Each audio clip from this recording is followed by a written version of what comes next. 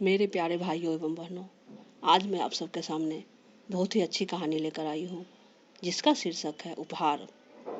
बिन्नी बड़ी उत्साहित थी। शादी के बाद यह उसका पहला करवा चौथ था। सास ने उसकी सरगी के लिए उसकी पसंद की आलू की कचौरी और खीर बनाई थी। साथ में उसने रसमलाई खाने की फरमाइश की, तो वह भी मंगवाकर फ्रिज में रखवा दिया था। पति अभिनव ने जब विन्नी से उपहार के लिए पूछा तो उसने डायमंड सेट की मांग की।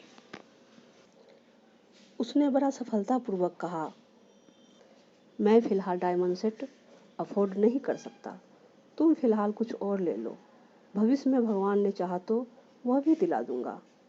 नहीं नहीं, मुझे तो करवा चौथ के उपहार में डायमंड सेट ही चाहिए, वरना मैं कल अपना व्रत नहीं खोलूंगी। विन्नी जिद पर अड़ गई। अभिनव ने उसे समझाने की बहुत कोशिश की, पर वह टस से मस नहीं हुई। इसी बात पर दोनों में अच्छी खासी बहस हो गई। दूसरे दिन जल्दी उठकर उसने सरगी खाई, पर उसका मन बुझा हुआ था। अभिनव भी उससे बिना बात किए ऑफिस चला गया। सासू माँ ने उसे आराम करने को कहकर दिन भर उसे घर का कोई काम नहीं करने दिया। शाम को उसने पार्लर की बुकिंग भी करवा दी थी, ताकि वह अच्छी तरह सज धज सके। बिन्नी अनमने मन से पार्लर पहुंची, पर अंदर जाने के बजाय इधर उधर टहलने लगी। पास में ही एक ठेले पर करवा बेच रही एक महिला पर उसकी नज़र गई। विन्नी को देखते ही उस महिला ने पूछा, करवा लोगी मैडम जी? हाँ, एक दे दो, विन्नी ने कहा। पैसे देते हुए उसने यूं ही पूछ लिया, तुमने करवा चौथ नहीं किया है क्या? किया है मैडम जी, यह तो सारी सुहागिनें करती हैं। अच्छा, फिर तुमने अपने पति से क्या उपहार मांगा?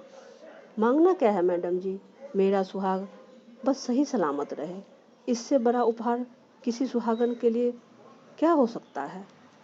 विन्नी उसकी बात सुनकर चौंक गई। उसे चुप देखकर वह महिला आगे बोली, मैडम जी, करवा चौथ का व्रत पति की लंबी आयु के लिए किया जाता है, न कि खुद की ख्वाहिशों को पूरा करने के लिए। मेरा आदमी मजदूरी करता है, मैं भी करवा बेचकर उसकी थोड़ी मदद कर देती हूँ। बस इसी तरह मिलजुल कर घर चला लेते हैं।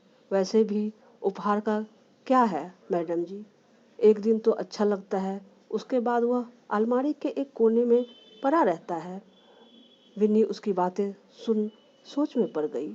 सही तो कह रही है ये, कहीं मेरी डायमंड सेट की जिद की वजह से अभिनव किसी परेशानी में न पड़ जाए।